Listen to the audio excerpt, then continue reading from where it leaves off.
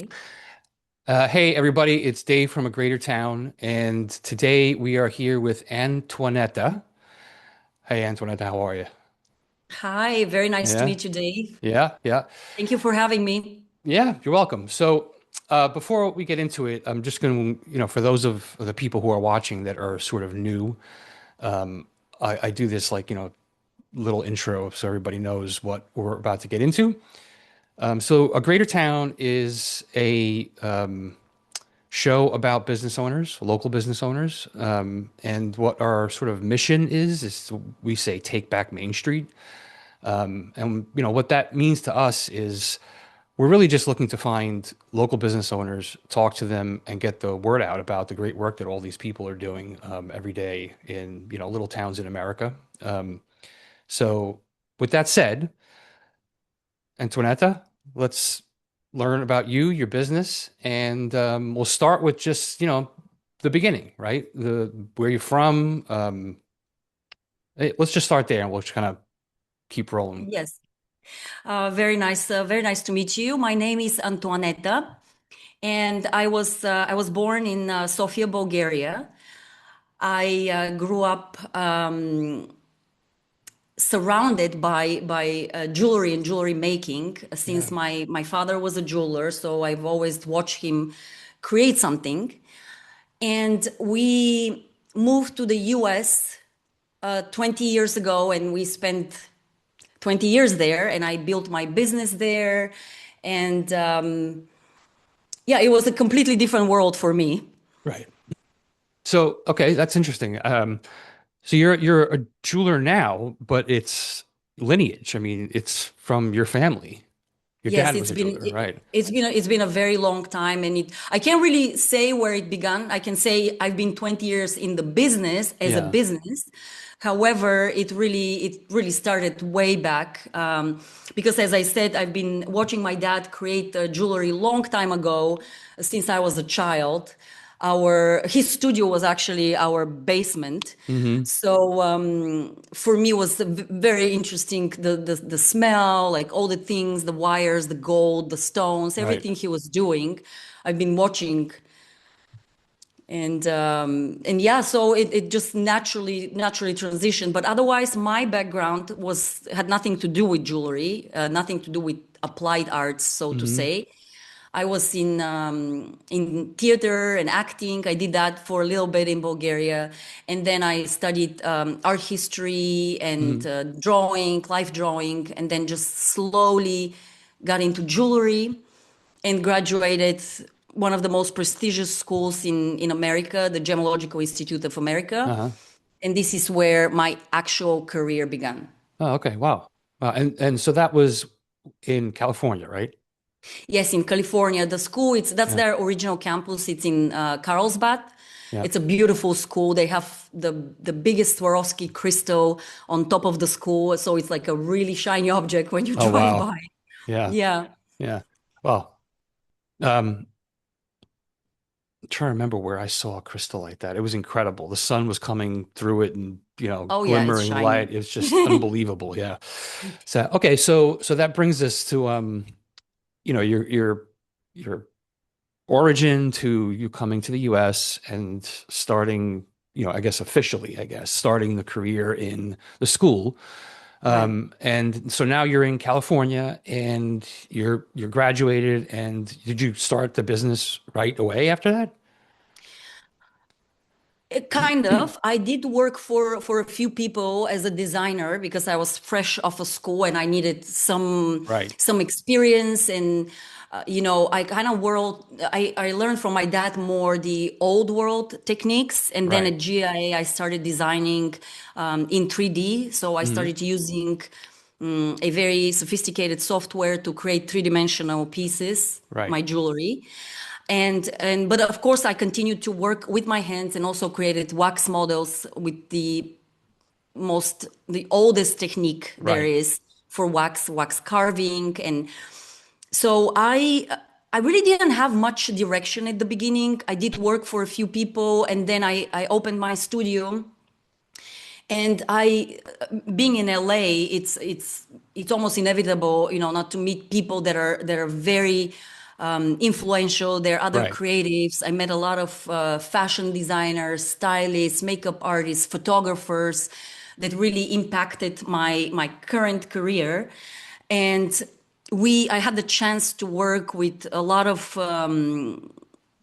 famous people, and then slowly transitioned into making some pieces that are also wearable because the Yeah. pieces that I made back then were very exciting. And when you're young, you really want to do something that's big, that it's like Yeah. flashy. And I did create those pieces, but they were not sellable really. They're not, you Right. can't really wear them on the street. And I still had that urge to create pieces that everyone can carry with them and just really have them in their everyday life. So I'm gonna stop you right there for a second. So are you referring now to the like the shoulder thing that we talked about? Yeah, yeah. These Okay. these are these are the couture pieces. Yes. Okay. So I want to show everybody this because it's Oh, incredible. okay. Um, so I'm gonna share my screen and hopefully we can get this. Okay. Yes. So you should be, yeah, okay, good. You see it. So this is, I'll let you do the description, but this is what I saw that I was, blown away. The shoulder piece and then this piece here too. So why don't you just, it sounds like this is sort of the origin, right? Like you came out of school, you did some, what you call big creative Right. pieces, and these are two Yes. examples of that. Right. So yeah, tell me about this. This is so cool. So I did create this. Was actually one of my first kinetic pieces. Yeah. It is a very complicated jewelry shoulder piece. It's made out of, I think, 50 individually cut silver pieces. They're all very different and they connect in a few ways. So it does look like an armor almost on the Right. shoulder, but it moves. It moves with you. It changes its shape.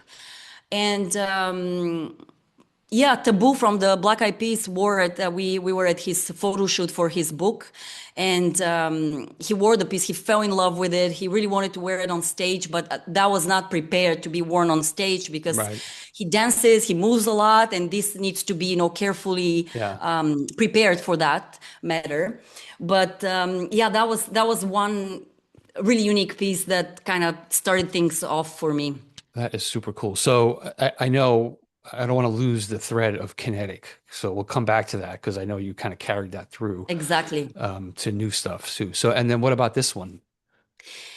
And this is another very emblematic piece I created for Britney Spears, and she wore it in her video piece of me. In the video, they had to lock the piece because the fish is actually open. It's like a fish bone that Uh-huh. comes around the neck, and it's open. But they had to lock it because again, she dances and she moves a Right. lot, and but it was very symbolically very connected to what the video was about, how the press is it's so vicious towards her and all the labels that they put on her, and they really like leave nothing from her, through nature. So it's really like a fish bone that they ate the Mm. flesh apart. So the director really fell in love with the piece, and I worked with a stylist of putting all this together. And yeah, I'm really happy with how it Wow. turned out. Wow.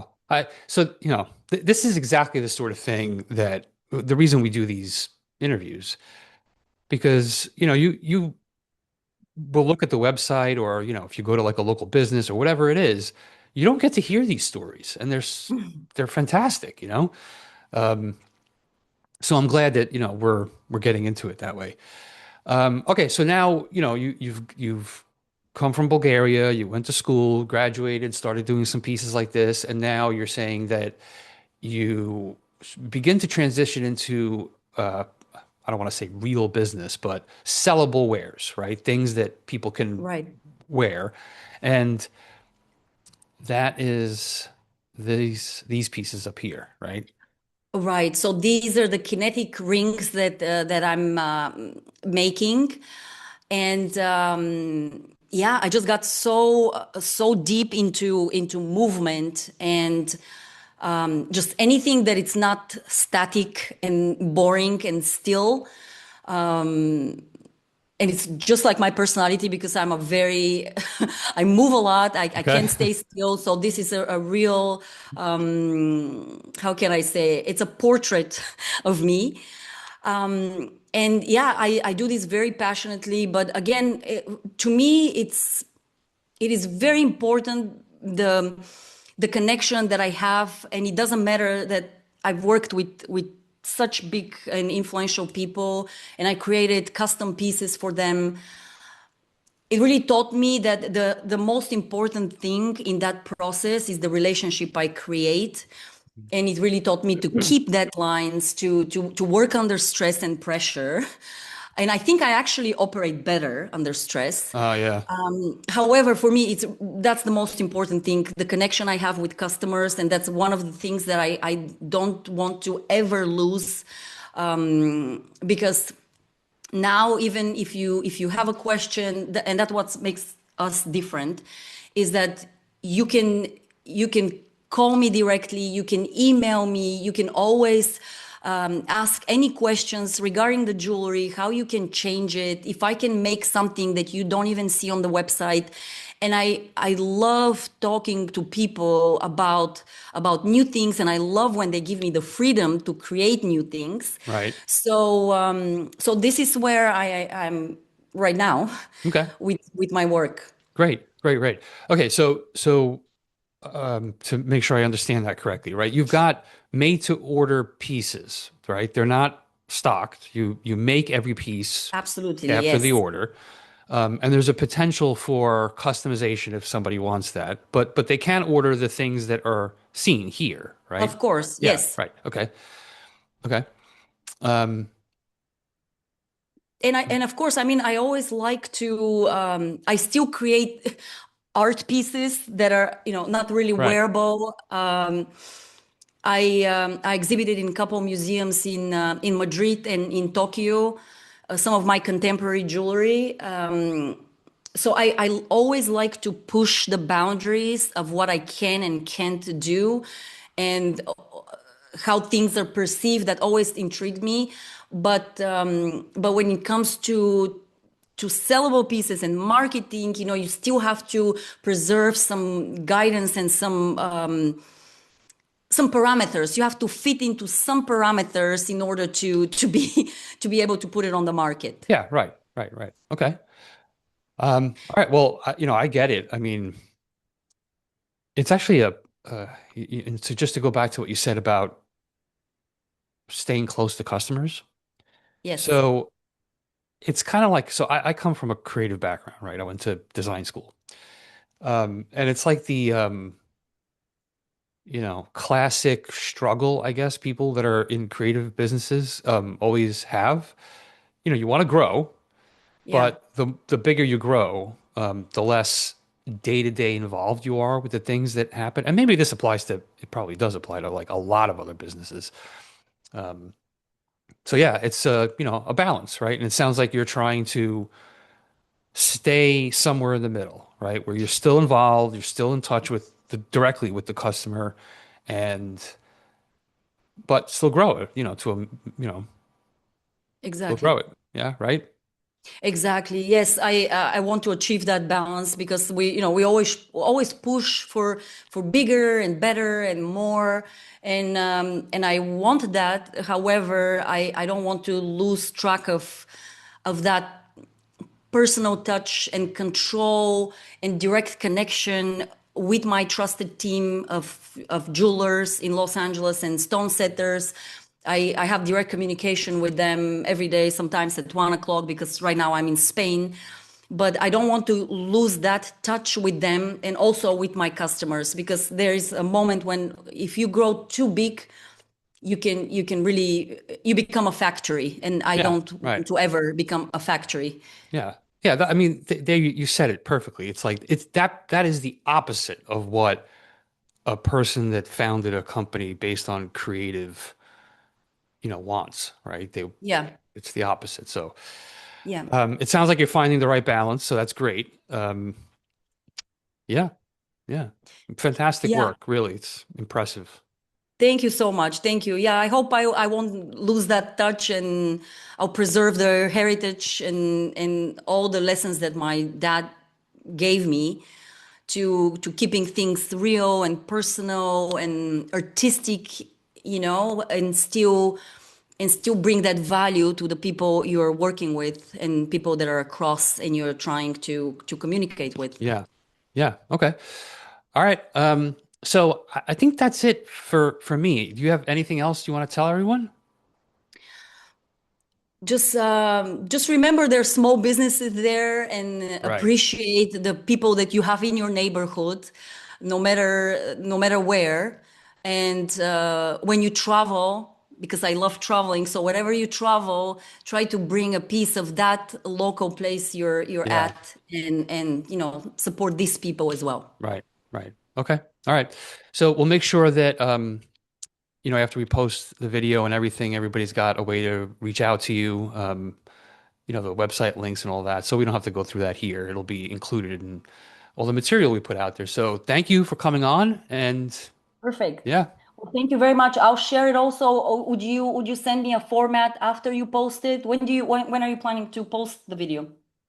Oh, it's usually a few days after, we Okay. conclude the interview. So yeah, I'll share everything with you and you'll have, yeah, Yeah, whenever you're ready, I can do also my clippings and just post it on right. on my social as well, and it will be a nice reference. Yep. Yep. Okay. All right. Cool. Sounds good. Well, Thanks. great. Well, thank you, Dave. Thank you so much for this. Yeah. Yeah. All right. Take care. Talk to you soon. Bye. Bye bye.